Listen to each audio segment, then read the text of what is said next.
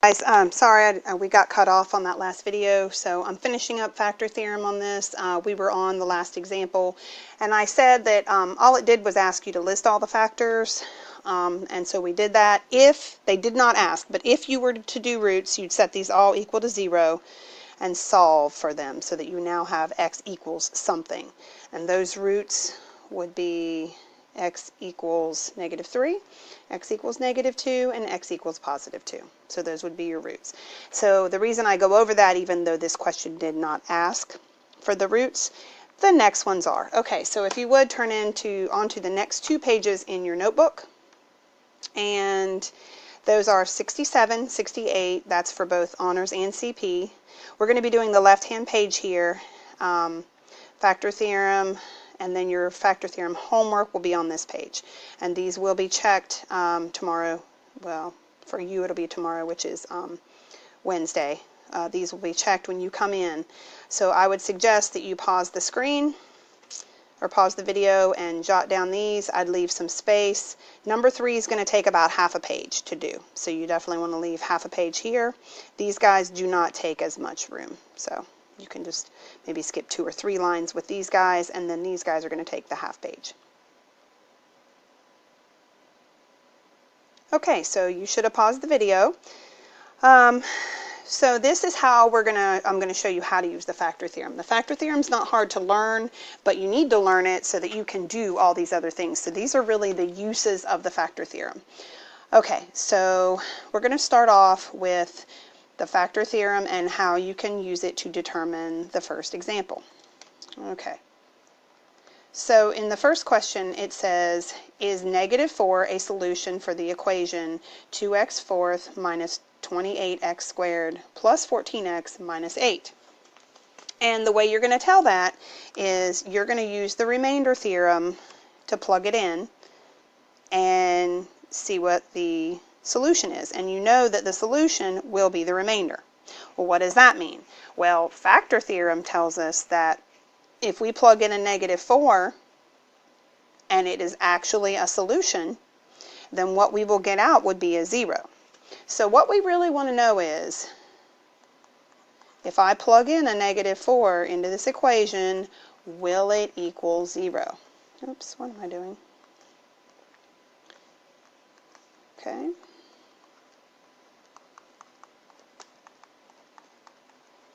All right. So in order to be a solution, or in other words, if x equals -4 is a solution, then this whole thing, when I plug in a -4, would equal 0. Okay? So when I do this, and you need to take your calculator and give it a try, it does indeed equal 0. So your answer is yes, -4 is a solution. And I'm abbreviating here because there is no remainder. And just taking one step further, because we do have to go back and forth between solutions and factors, to write this as a factor. Remember, the factor has parentheses around it. There's an x inside, and there's something that goes here. And along the line, somebody set this factor equal to 0 and got x equals -4. So to get it back into factor form, you'd have to take this -4 and get rid of it over here and take it back over, which means adding 4 to both sides. So the actual factor is x plus 4. And the solution is x equals -4. And you know that it's a true solution and a true factor by default because x equaled, or the remainder equaled 0. Okay, so now it's asking you to use synthetic division to tell whether x plus 4 is a, that should say is a factor. Okay? Is a factor of the equation. That's what it should say. Okay, so we're going to go ahead and use synthetic, although, again, you could use the factor theorem, but just to kind of make sure we tie all these together, Notice I'm putting a 0 here in synthetic division because I do not have an x to the 1 power. So I'm going to bring down the 1 to get started. I'm going to have -4 times 1 is -4. Remember, I'm multiplying.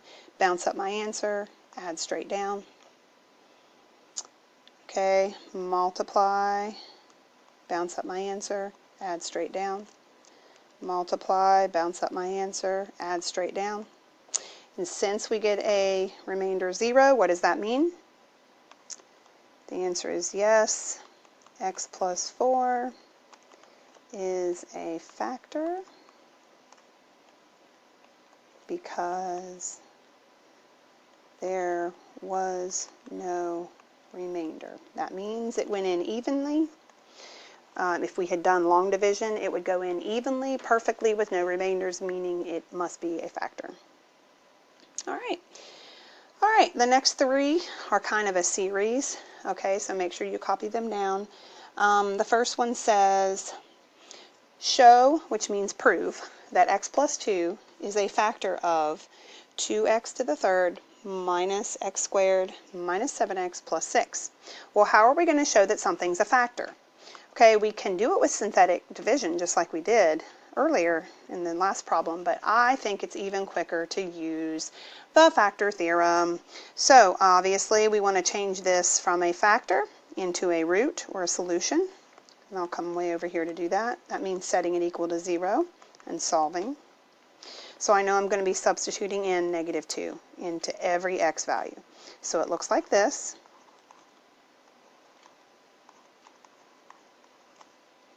And you should have a calculator handy for these and for your homework. At least a calculator that'll let you type exponents and your basics. Okay, so I'll give you a moment, pause the video, type it in, and see what you get.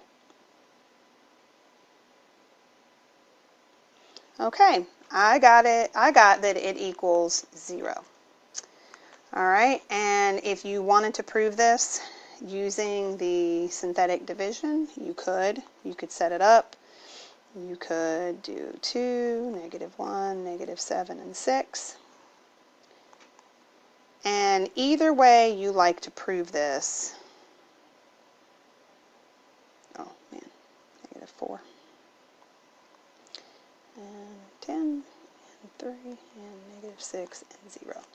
Okay, so whether you like this method, which is the factor theorem method, F for factor, S for synthetic, or whether you like this, however you like to say it, basically, no remainder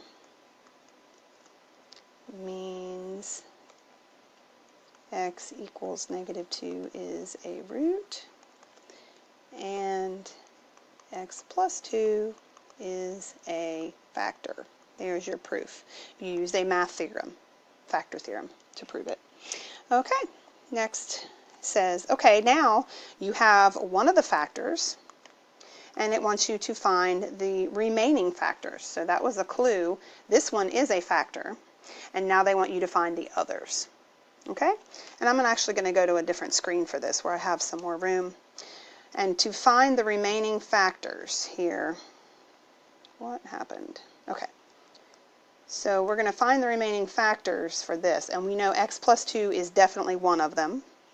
Okay, and so we're going to take our -2 again, and we're going to do synthetic division. Why? Because that's the way that we know to depress this polynomial, and we want to keep depressing it basically until it gets to what they are called linear factors, or factors that won't simplify any more than they are.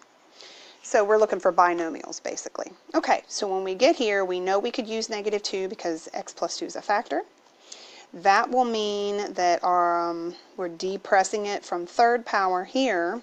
So this would be my x squared, my x, my constant. So I'm going to write, first of all, I'm going to write my original factor. I like to keep that one out front. This is the one that they gave us in the beginning, and we proved that it worked. Then we're going to write our quadratic, which is 2x squared minus 5x plus 3.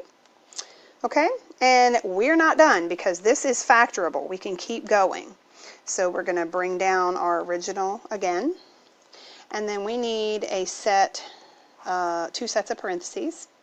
And I know that to get a 2x squared, I'm going to have 2x times x, right? You guys might want to do the box method on this, but I know that to get the last distributive here to give me a positive 3, I'm going to have same signs, and my only options are 3 times 1. So either the 3 is going to go here and the 1's going to go there, like that, or the 3 is going to go here and the 1's going to go there. So I would recommend that you just put them in their places and try it out. I happen to know by looking ahead, it's going to be 3 here and 1 here, because when I multiply 2x times 3, I'm going to get a 6x. And for my middle term to be a negative 5x, I need this 6x to be a negative. And then these two terms would make a 1x, and I need that to be a positive, so that when I have a 6x and a 1x, I will get a negative 5x. Okay? So there are the remaining factors right there. And then, lo and behold, it says, what are the solutions? So again, we had a 3rd degree polynomial, and we should have 3 factors. Even if you get a repeat, like an x plus 2 here, and then you factor the quadratic and you get another x plus 2, technically you found all 3. Okay, even though one was a duplicate. That's called multiplicity. We'll talk about that later. But this is a duplicate, or in this case there are no duplicates. But if you run across it, you still need to list all 3. And then the solutions, of course, we talked about that. Set each individual factor equal to 0. Okay, so there is going to be negative 2. It's going to be a negative 1/2. And 3. If you're not sure how I got this, just do the math. Subtract 1 on both sides, and then divide by 2. Okay, so now you have all 3 solutions, also called zeros or roots. All right, so in this lesson we talked about what is the factor theorem. We decided it was pretty important so that we could determine the best numbers to use to break down and decompose or depress a function with our synthetic division. So when we test and we find that something is a factor, we use it to do synthetic division to break that 3rd power down to the binomial and a quadratic, and then from there you continue breaking down the quadratic. And we'll keep them simple in the beginning for you. Okay, so now you have basically seen everything that the remainder theorem and the factor theorem are good for. And so this is your homework for tonight. It's going to get copied over here. So you will copy. Those questions are laid out very similar. So the spacing that you needed on 67, you're going to need it again on 68. Just space them accordingly. And these are what you're going to need to copy down. So you can pause the video along the way. These are the first 2 questions. They take up less room, right? And then don't forget to state your reasoning. Yes or no because blah, blah, blah. Okay? And then here's 3. A, B, and C.